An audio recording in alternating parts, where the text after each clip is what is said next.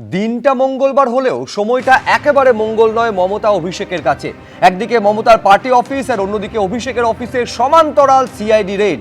এদিকে আবার মমতা বন্দ্যোপাধ্যায়ের অত্যন্ত আস্থাভাজন সব্যসাচী দত্ত তোলাবাজি মামলায় পুলিশের জালে। আবার অন্যদিকে সংসদীয় দলে মহা ভাঙনের পরদিনই মুখ্যমন্ত্রীর প্রশাসনিক বৈঠকে হাজির তৃণমূলের বিধায়ক এবং সাংসদরা।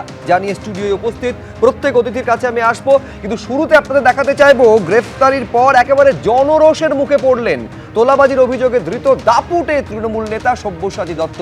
থানা থেকে যখন তাকে বের করা হচ্ছে এবং আদালতের দিকে নিয়ে যাওয়া হচ্ছে, সে সময় তাকে উদ্দেশ্য করে লক্ষ্য করে পচা ডিম ছোড়া হলো, টমেটো ছোড়া হলো। শুধু তাই নয়, গায়ে গোবর পর্যন্ত লেপে দেওয়া হলো। তোলাবাজির একের পর এক অভিযোগে সরব হলেন স্থানীয়রা। এই মুহূর্তে কোর্ট থেকে বের করা হচ্ছে সব্যসাচী দত্তকে। সরাসরি দেখছেন ছবি। আবির দত্ত আমাদের প্রতিনিধি রয়েছেন।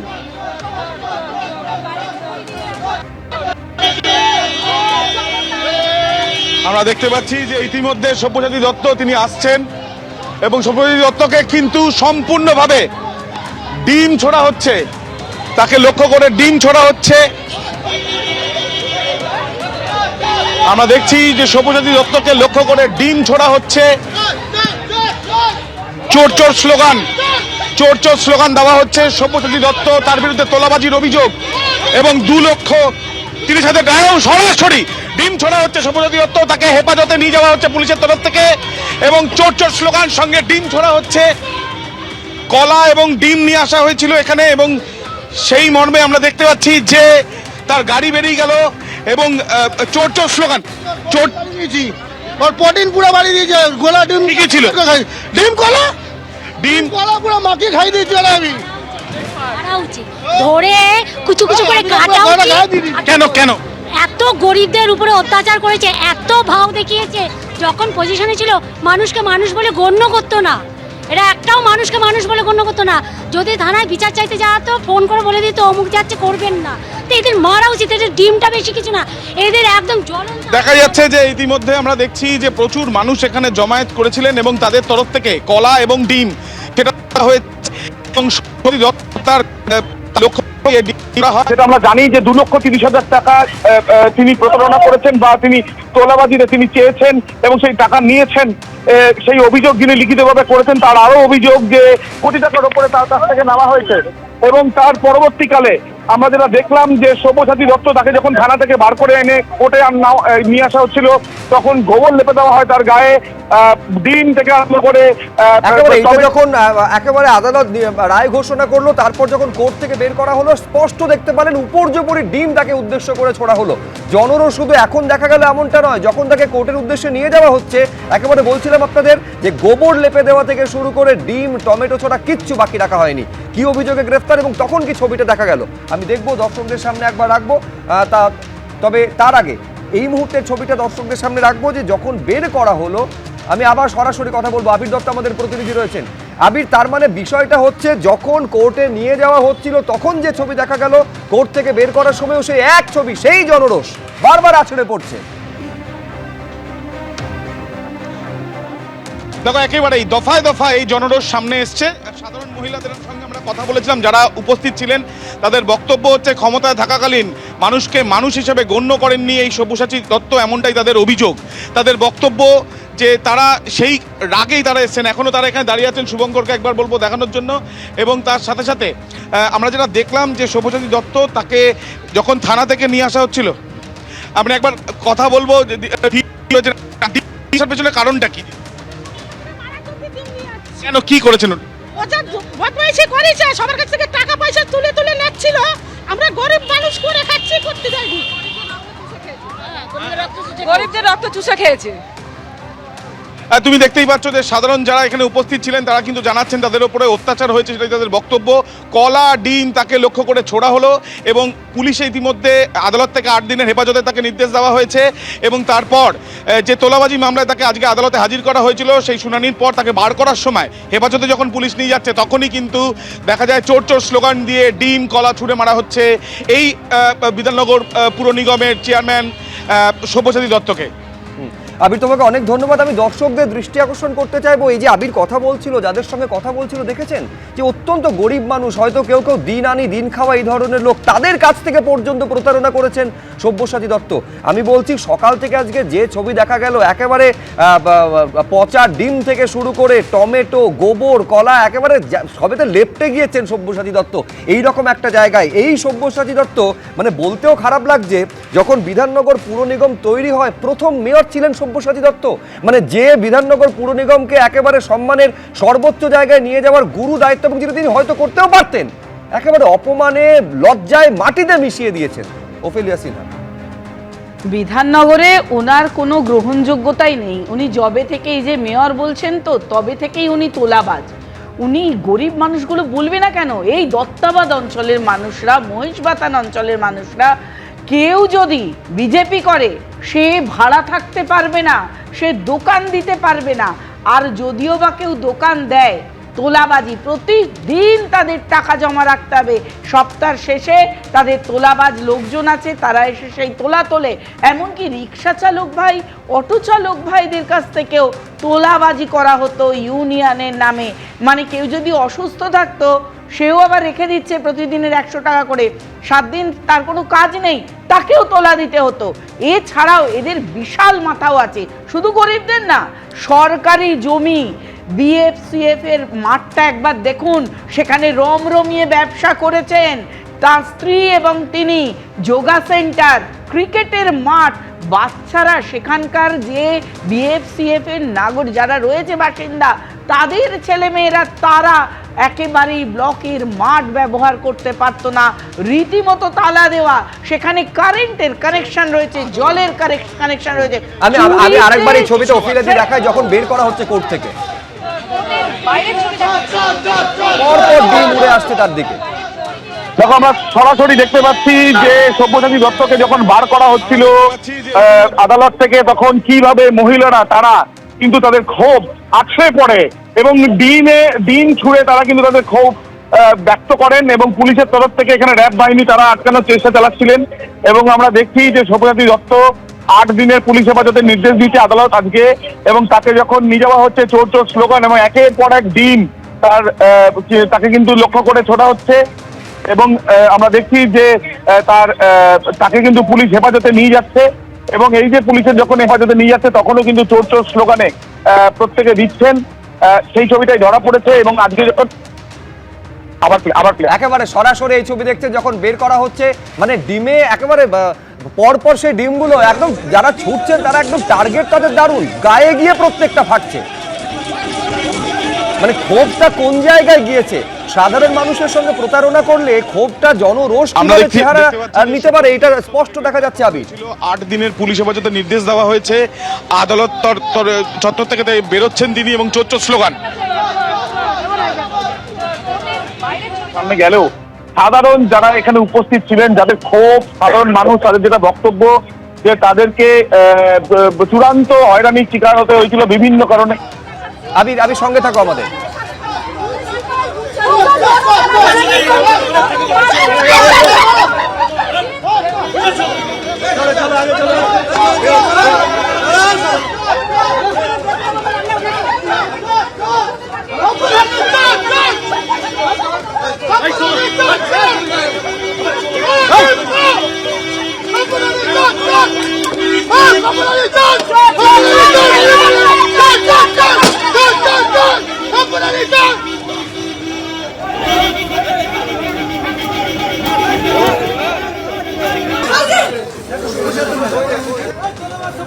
দেবনারায়ণ, যে ছবি আজকে দেখা গেল, মানে এরপরে আর লজ্জা রাখার জায়গা কি কোথাও রয়েছে?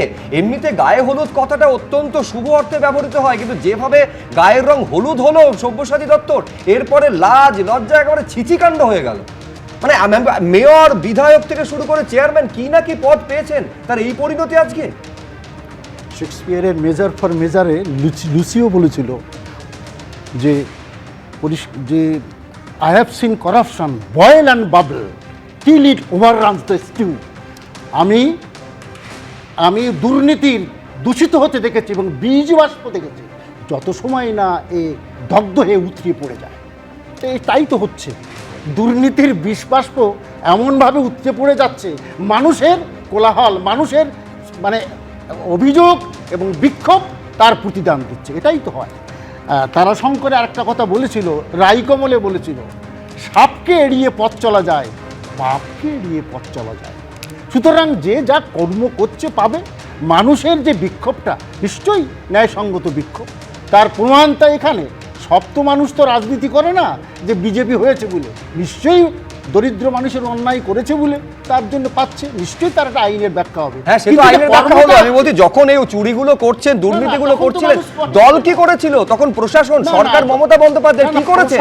দেখো না, আরো বেশি করে পুরস্কৃত করেছে। ঠিকই আছে, কিন্তু আমি বলছি, আমি অরিন্দম আচার্যর কাছে যাব। আমার শুধু মনে পড়ে যাচ্ছে, হ্যাঁ একেবারে যা কাজ করেছেন কর্ম এইভাবেই ফিরে ফিরে আসে।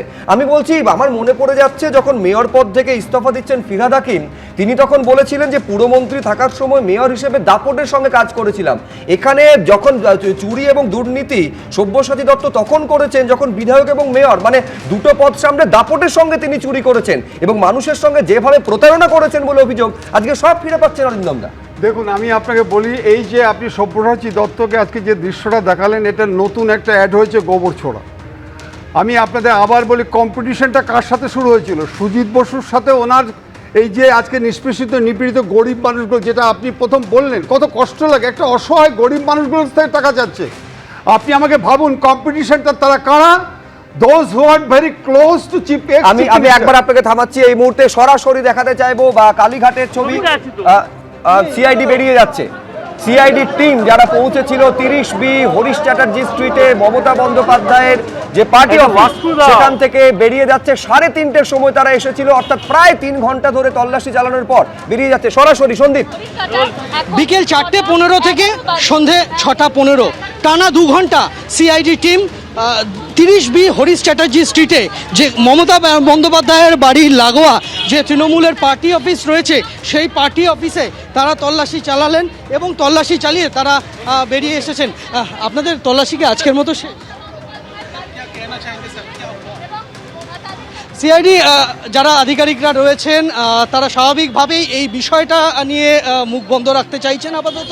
তবে আমরা দেখলাম যে মমতা বন্দ্যোপাধ্যায়ের বাড়ির যে চত্বর লাগোয়া যে পার্টি অফিস রয়েছে, পুরনো পার্টি অফিস, নতুন যে কনফারেন্স রুম, তার সমস্ত কিছু সেই জায়গায় তারা তল্লাশি চালান এবং সেই তল্লাশি অভিযান চালানোর পরে এখান থেকে তারা হাতে একটা দুটি ফাইল নিয়ে তারা বেরিয়েছেন এবং সেই সমস্ত কিছু ফাইল নিয়ে সিআইডি টিম আপাতত হরিশ চ্যাটার্জি স্ট্রিট ছেড়ে তারা বেরোচ্ছেন।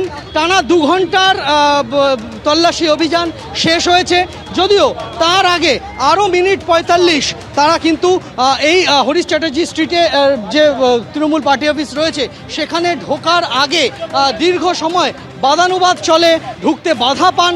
তারপরে তারা বিকেল 4:15 নাগাদ এসে পৌঁছেছিলেন এবং সেখান থেকে 2 ঘন্টার তল্লাশি অভিযান শেষে তারা বেরিয়ে যাচ্ছেন। হাতে তারা বেশ কিছু নথি নিয়ে এসেছিলেন, হাতে বেশ কিছু নথি নিয়ে তারা বের হলেন। এখন দেখার বিষয় এটাই যে বিধানসভায় সই জালিয়াতি কাণ্ডের জল তদন্ত কোন দিকে এগোয়, কোন খাতে বয়। ইতিমধ্যেই অভিষেক বন্দ্যোপাধ্যায় তিনি হাজিরা এড়িয়েছেন 3বার। এখন সেই ঘটনার তদন্তের সূত্র ধরে কালীঘাটের এই তল্লাশি অভিযান। এখন দেখার বিষয় এটাই যে তদন্তের জল কোন দিক থেকে কোন খাতে বয়ে যায়। প্রবীরদের সঙ্গে সন্দীপ সরকার, এবিপি আনন্দ, কলকাতা। দুটো ছবি পাশাপাশি আপনাদের সামনে আমরা তুলে ধরছি। একদিকে মমতা বন্দ্যোপাধ্যায়ের যে পার্টি অফিস, সেখানে প্রায় 2 ঘন্টারও বেশি সময় ধরে তল্লাশি চালালো সিআইডি এবং কিছু নথি নিয়ে তারা বেরিয়ে এসেছেন দেখা যাচ্ছে। আর অন্যদিকে সব্যসাচী দত্ত বারে বারে কখনো কোর্টে যাওয়ার পথে, কখনো কোর্ট থেকে ফেরার পথে ডিম বৃষ্টি হলো তার উপরে। সচরাচর আমরা দেখেছি এতদিন পর্যন্ত যে ইট বৃষ্টি আটকাতে ঢাল ব্যবহার করে পুলিশ, এখন ডিম বৃষ্টি আটকাতে পুলিশকে ঢাল ব্যবহার করতে হচ্ছে। দেখুন,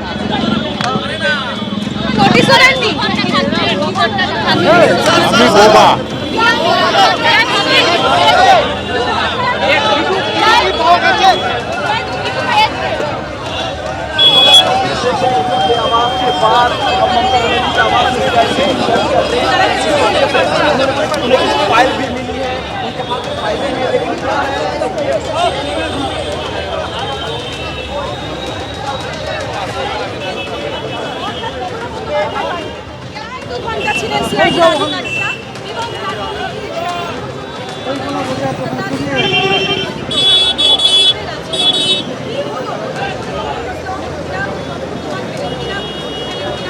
দুটো ছবি পাশাপাশি। আপনারা জানেন যে সমান্তরালভাবে দু জায়গায় আজকে সিআইডি তল্লাশির জন্য যায়। একদিকে হচ্ছে 30B হরিশ চ্যাটার্জি স্ট্রিট এবং অন্যদিকে অভিষেক বন্দ্যোপাধ্যায়ের ক্যামাক স্ট্রিটের যে অফিস রয়েছে সেইখানে পৌঁছয়। একটা দিকে 30B হরিশ চ্যাটার্জি স্ট্রিট থেকে সিআইডি আধিকারিকেরা বেরিয়ে গেছেন, 2 ঘন্টার বেশি সময় ধরে তল্লাশি চালিয়েছেন। যখন বেরোচ্ছেন হাতে বেশ কিছু ফাইল দেখা যাচ্ছে, দেখতে পাচ্ছেন নথি নিয়ে তারা বেরিয়ে এসেছেন।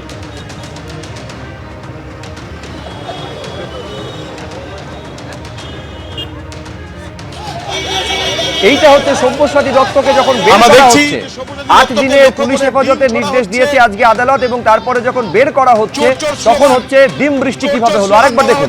সব্যসাচী দত্ত, তার বিরুদ্ধে তোলাবাজির অভিযোগ এবং 2,30,000 গায়েও সরাসরি ডিম ছোড়া হচ্ছে সব্যসাচী দত্ত, তাকে হেফাজতে নিয়ে যাওয়া হচ্ছে পুলিশের তরফ থেকে এবং চোর চোর স্লোগান সঙ্গে ডিম ছোড়া হচ্ছে।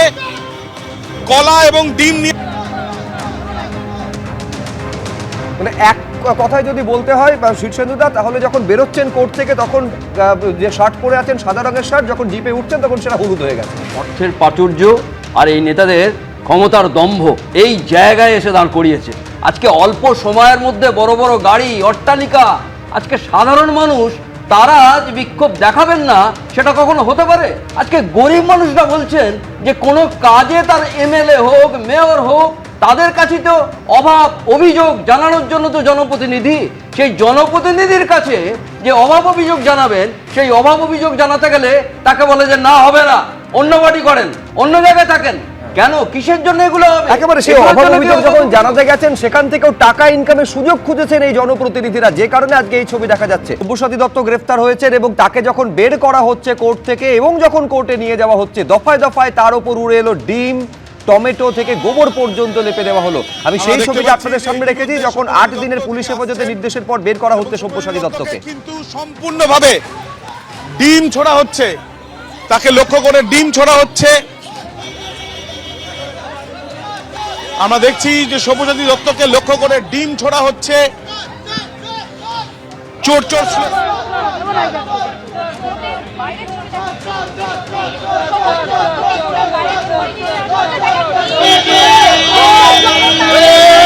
আমরা দেখতে পাচ্ছি যে ইতিমধ্যে সব্যসাচী দত্ত তিনি আসছেন এবং সব্যসাচী দত্তকে কিন্তু সম্পূর্ণভাবে ডিম ছোড়া হচ্ছে, তাকে লক্ষ্য করে ডিম ছোড়া হচ্ছে। আমরা দেখছি যে সব্যসাচী দত্তকে লক্ষ্য করে ডিম ছোড়া হচ্ছে। চোর চোর স্লোগান, চোর চোর স্লোগান দেওয়া হচ্ছে সব্যসাচী দত্ত, তার বিরুদ্ধে তোলাবাজির অভিযোগ এবং 2,30,000 গায়েও সরাসরি ডিম ছোড়া হচ্ছে সব্যসাচী দত্ত, তাকে হেফাজতে নিয়ে যাওয়া হচ্ছে পুলিশের তরফ থেকে এবং চোর চোর স্লোগান সঙ্গে ডিম ছোড়া হচ্ছে। কলা এবং ডিম নিয়ে আসা হয়েছিল এখানে এবং সেই মর্মে আমরা দেখতে পাচ্ছি যে তার গাড়ি বেরিয়ে গেল। ওর প্রোটিন পুরো বাড়ি দিয়েছে, গোলা ডিম কি ছিল? ডিম কলা ডিম কলা পুরো মাটি খাই দিয়েছে। আমি এত গরিবদের উপরে অত্যাচার করেছে, এত ভাও দেখিয়েছে, যখন পজিশনে ছিল মানুষকে মানুষ বলে গণ্য করতো না। এরা একটাও মানুষকে মানুষ বলে গণ্য করতো না। যদি থানায় বিচার চাইতে যাওয়া তো ফোন করে বলে দিত অমুক যাচ্ছে, করবেন না। তো এদের মারা উচিত, এদের ডিমটা বেশি কিছু না। প্রচুর মানুষ এখানে জমায়েত করেছিলেন এবং তাদের তরফ থেকে কলা এবং ডিম সেটা ছোড়া হয়েছে এবং সব্যসাচী দত্ত তাকে লক্ষ্য করে এই ডিম ছোড়া হয় এবং কলা ছোড়া হয় এবং যেটা আমরা জানি যে 2,30,000 টাকা তিনি প্রতারণা করেছেন বা তিনি তোলাবাজিতে তিনি চেয়েছেন এবং সেই টাকা নিয়েছেন। সেই অভিযোগ যিনি লিখিতভাবে করেছেন তার আরও অভিযোগ যে কোটি টাকার ওপরে তার কাছ থেকে নেওয়া হয়েছে এবং তার পরবর্তীকালে আমরা যেটা দেখলাম যে সব্যসাচী দত্ত তাকে যখন থানা থেকে বার করে এনে কোর্টে নিয়ে আসা হচ্ছিল তখন গোবর লেপে দেওয়া হয় তার গায়ে, ডিম থেকে আরম্ভ করে টমেটো সেগুলো ছোড়া হয়। দেখুন, শুধু কোটি টাকার তোলাবাজির মামলায় সব্যসাচী দত্তকে গ্রেফতার করা হয়েছে এমনটা নয়। এই মামলাটা হচ্ছে সেই 2018 সালের, মানে তখন পুলিশে অভিযোগ পর্যন্ত জানানো যেত না। আর ওই মহিলার বক্তব্যটা আপনি শুনলেন যে অভিযোগ যদি জানাতেও যেত পুলিশে অভিযোগটা নিত পর্যন্ত না। পালা বদলের পর অভিযোগ দায়ের করতে পেরেছেন এবং তারপর গ্রেফতার। আমি বলছি ওফেলিয়াদি, সাধারণ মানুষ এই অভিযোগ করতেন, একটা ডেথ সার্টিফিকেট নিতে গেলে পর্যন্ত তোলা চাইতেন সব্যসাচী দত্ত। হ্যাঁ, ওনার নাম সব্যসাচী। সব্যসাচী নামের অর্থ যার দুহাত সমান চলে। ওনার তোলাবাজিতে দুহাত সমানভাবে চলতো আর উনি তোলাতেই এক্সপার্ট ছিলেন। আর মানুষের ক্ষোভ থাকবে না কেন বলুন তো? যে শিক্ষকরা চাকরিহারা হয়ে তার জায়গায় বলছে আমার জায়গায় যারা বসেছে তাদের তো আমি মারবই, তাদেরকে আমি রসগোল্লা দিয়ে আহ্বান করব, তাই আজকে ডিম, গোবর, কলা এসব তো তার প্রাপ্তি হবেই, তাকে এগুলো পেতে হবে। তিনি যে হারে তোলা তুলেছেন, অন্যান্য কাউন্সিলররাও সতর্ক থাকুন, পারলে যুবরাজের মতো হেলমেট বা শিরস্ত্রাণের ব্যবস্থা রাখুন। ওনাকে কেন হেলমেট দেয়া হলো না সেটাই ভাবছি। ক্রিকেটের হেলমেট একটা ওনারও বোধহয় প্রাপ্তি ছিল, ওনার দলের লোকেরা নিয়ে যাননি। অন্যান্য কাউন্সিলররা যারা এখনো পর্যন্ত নিজেদের গ্যারেজে রেশনের চাল রেখেছেন, ত্রাণের জিনিস রেখেছেন, অন্যান্য যে কোনো উপকরণ, একেবারে বালতিগুলো যেগুলো পৌরসভায় দেয়া হয় জঞ্জালের, লাল ওই যে সবুজ নীল, সব থরে থরে তাদের ঘরে সাজানো আছে। আমি বলছি দুর্নীতিটাকে এমন জায়গায় নিয়ে গিয়েছে দেবনারায়ণদা, দুর্নীতিতে নিমজ্জিত শুধু নয়, আমি বলছি তারপর এই যে এত এত ডিম বৃষ্টি হচ্ছে, জনরোষ যেভাবে আছড়ে পড়ছে, এরপর যদি ডিমের দাম বাড়ে তার দায়ও কিন্তু তৃণমূলকে নিতে হবে। না না, তুমি যে লাস্টে যে কথাটা বললে দাম বাড়ে না, আমি একটা কথা শুধু প্রথমে তারাশঙ্করের সেই রাইকমলে বললাম, সাপকে এড়িয়ে পথ চলা যায়, পাপকে এড়িয়ে না। কিন্তু আমার একটা বক্তব্য, আপনাদের মানে ডিম এই যে ছোড়াগুলো, ঠিক আছে অন্যায় করেছে তো পরিষ্কার, আমি তো প্রথমেই বলেছি তার শাস্তি পাচ্ছে, কিন্তু এই ডিম, কলা, ছোড়া এই আমরা শাসন তাকে নিজের হাতে নেব কেন? অভিযোগ থাকুক, চোর বলুন, অমুক বলুন, সেটা বক্তব্য রাখুন, কিন্তু এই ছোড়াগুলো কিন্তু শাসকটা আমার নিজের না না এটা করতে নেই না, আইনে কিন্তু তা বলে সাধারণ মানুষ যারা খেটে খাওয়া মানুষ দাদা, না না কিন্তু না ওটা তারা যে গায়ে হাত তুলে দেয়নি, কিন্তু না দেখো অফিলিয়া গায়ে হাত তুলেনি, ডিম দিয়েছে না, কিন্তু তার না খেতে পারতেন তো ডিমগুলো, এন্ডোর ঠিক আছে, তো আমি বলছি তো ডিম, কলা সবই তো খাবার, তার জন্য অভিযোগ থাকবে, চোর স্লোগান থাকুক, সব থাকুক, এটা কোনোটাই হতো না যদি গোড়ার দিকে ব্যবস্থা নেওয়া হতো। আমি বলছি আমি দর্শকদের শুধু এইটুকু বললে হবে না, আমি শীর্ষেন্দু সিনহা রায়ের কাছে আসবো। আমি মনে করিয়ে দেব দর্শকদের যে 2015 সালে যখন পুরসভার এই বিধাননগরে পুরো ভোট হয়েছিল, আপনাদের মনে থাকবে যে 6 ঘন্টায় 21 জন সাংবাদিক আক্রান্ত হয়েছিলেন, আমাদের অরিত্রিক ভট্টাচার্যকে মেরে নাক ফাটিয়ে দেওয়া হয়েছিল। তখন অভিযোগ কার দিকে ছিল? এই সব্যসাচী দত্ত। পৌরসভায় নির্বাচন হয়েছিল, গণতন্ত্রের 4টে স্তম্ভ, সেই স্তম্ভে সাংবাদিকদের মারা হয়েছিল, আর এবং কি প্রয়াত শিল্পী তার ভোটটাও পড়ে গেছিল, সেই মেয়র হয়েছিলেন তো সব্যসাচী। আজকে যে জায়গায় দুহাতে যেমন তোলাবাজি কাটমানি করতেন সেরকম মেয়র হয়েছিলেন। প্রত্যেকটা মানুষ, গরিব মানুষের এই অবস্থা করেছেন। আজকে বিধাননগরের মেয়র হয়ে সেই জায়গাতে আপনারা এই অবস্থা। হ্যাঁ সত্যি তাই যে আইন হাতে তুলে নেবেন না, কিন্তু যখন কাটমানি নিতেন, তোলাবাজি নিতেন, সেই ওসি, এসপি, আজকে বিধাননগরের কমিশনারেট, তখন কি করছিলেন? তখন কেন অ্যারেস্ট করেননি? আর এখন যখন অ্যারেস্ট করছেন, কাদের জন্য তখন তোলাবাজি করেছেন, কাটমানি করেছেন? কার মাথায় হাত ছিল প্রশ্রয়দাতাদের? কার প্রভাবশালী হাত ছিল?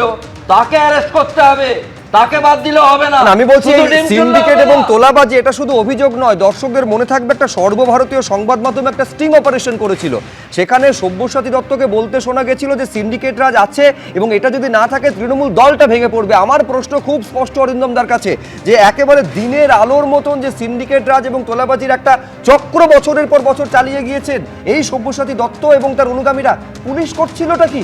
একদম ঠিক বলেছে, টিট ফর ট্যাট। আমি জানি যে দুর্গাপুজোর সময় টেলারিং শপে জামা কাপড় বানাতে যায়, এখন দেখছি কাউন্সিলররা অদ্ভুত জামা কাপড় বানাতে যাচ্ছে যাদের ডিম থেকে বাঁচতে পারে। আমি আপনাকে বলছি, এই যে আজকে মেয়েরা যে চিৎকারটা করছে, আগামী দিনে আমি আপনাকে এবিপি আনন্দে বলে যাচ্ছি যে বাসন্তী ঝড়খালিতে আপনারা দেখতে পাবেন এই অসহায় মায়েদের চিৎকার। কেন?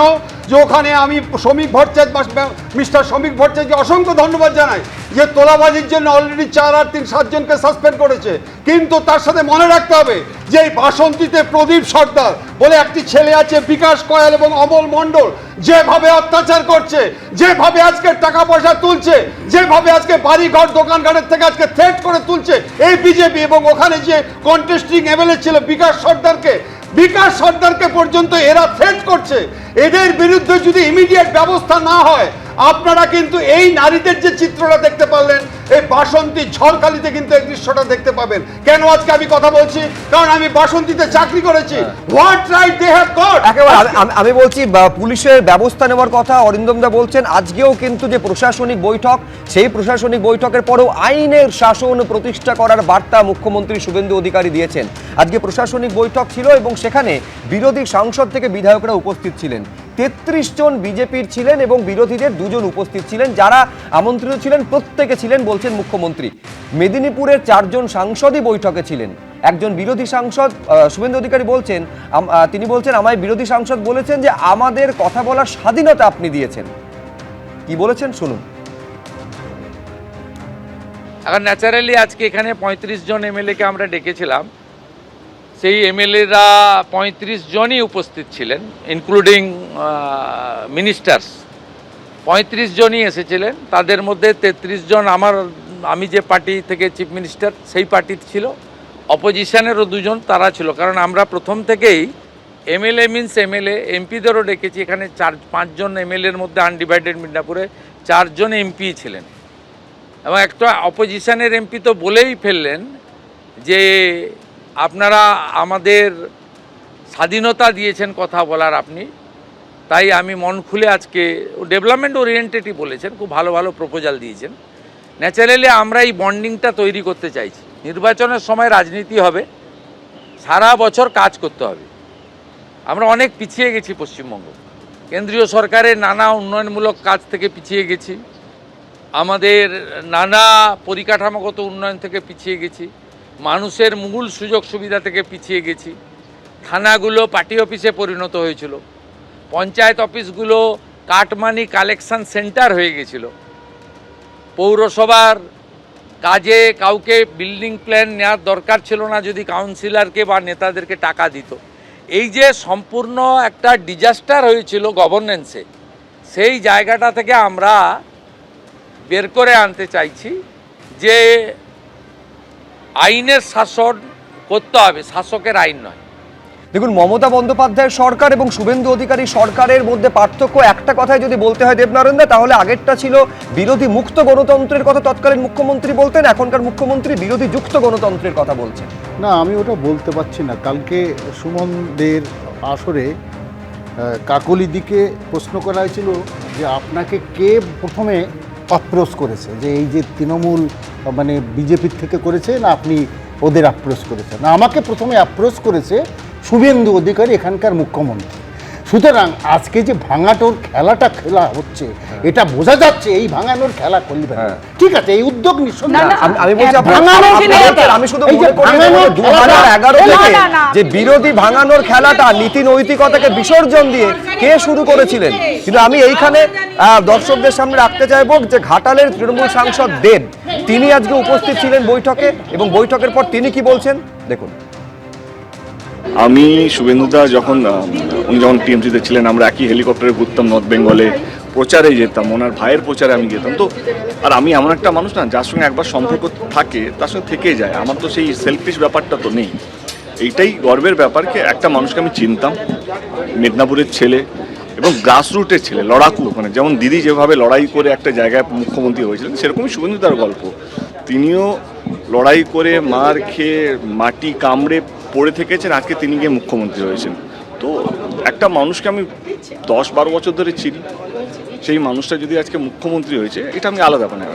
তো তাতে গর্ব হওয়ার ব্যাপারই। যদি আজকে মিঠুনদা যদি মুখ্যমন্ত্রী হতো, তাতে আমি কি বলতাম না? আপনারা মিঠুনদার সঙ্গে আমার সিনেমা দেখেছেন বলে আপনারা ঠিক আছে, কিন্তু এই সিনেমার বাইরেও যে একটা সম্পর্ক থাকে, যে আমরা একটা সময় দিনের পর দিন যখন তৃণমূলকে কীভাবে জেতাবো, তখন একটা স্বপ্ন দেখেছেন। তারপর উনি ওনার লড়াইটা করেছেন, আজকে তিনি তার লড়াইটা করে আজকে যেই জায়গায় পৌঁছেছেন, সেটা তো আমাদের সবাইকে রেসপেক্ট করতেই হবে। আমি সেই মানুষটা এখনও আছি। এবারে তোমরা যদি এর মধ্যে যদি ধান্দাবাজি খুঁজো বা রং খুঁজো, সেখানে আমার সত্যি কিছু করার নেই, আমার রাজনীতি থেকে সত্যি কিছু পাওয়ার নেই। আমি আমার জগতে তোমাদের ভালোবাসা, দর্শকের ভালোবাসা খুব ভালোবাসি। অর্থাৎ রাজনৈতিক দূরত্ব থাকলেও মুখ্যমন্ত্রীর ভূমিকার প্রশংসা বিরোধী তৃণমূলের সাংসদ দেবও করছেন, ওফেলিয়া সিনহা। করতে বাধ্য। আমাদের সরকার যেভাবে কাজ করছেন, আমাদের মাননীয় মুখ্যমন্ত্রী শুভেন্দু অধিকারী মহাশয় যেভাবে কাজকে এগিয়ে নিয়ে যাচ্ছেন, তিনি কিন্তু একেবারে কোনো বিরোধী দলকে ডাকবো না, ছুতমার্গ রাখবো, যেমন একেবারে বিরোধী শূন্য রাখবো, কাউকে কিছু জানাবো না, তা না।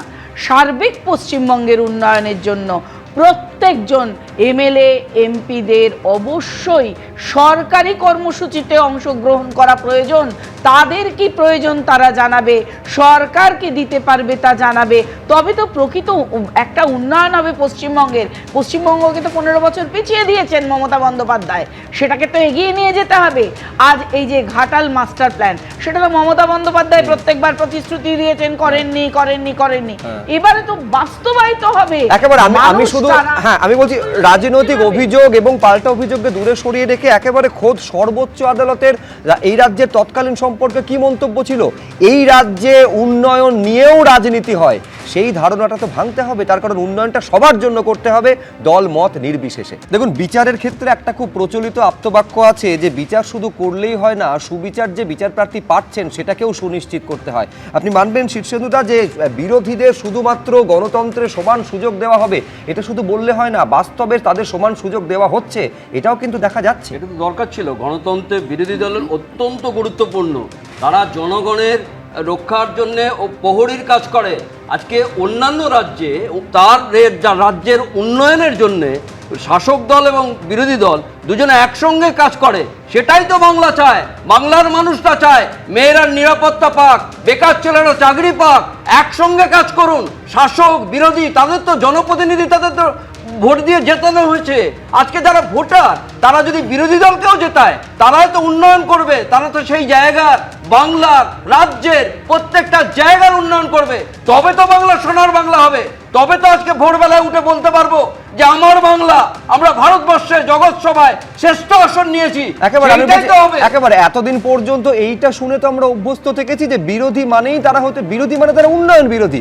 একমাত্র শাসকই উন্নয়ন যজ্ঞে সবসময় সামিল, সেজন্য উন্নয়ন যজ্ঞে সামিল হতে বিরোধীদের সবাইকে শাসক দলে এসে যোগদান করা উচিত, এইটাই তো আমরা দেখে এসেছি। সেই ধারণাটারও পরিবর্তন হচ্ছে, পরিবর্তনের এটাও কিন্তু একটা ইতিবাচক দিক। আপাতত আলোচনা এই পর্যন্তই। এবিপি আনন্দ, এগিয়ে থাকে, এগিয়ে রাখে।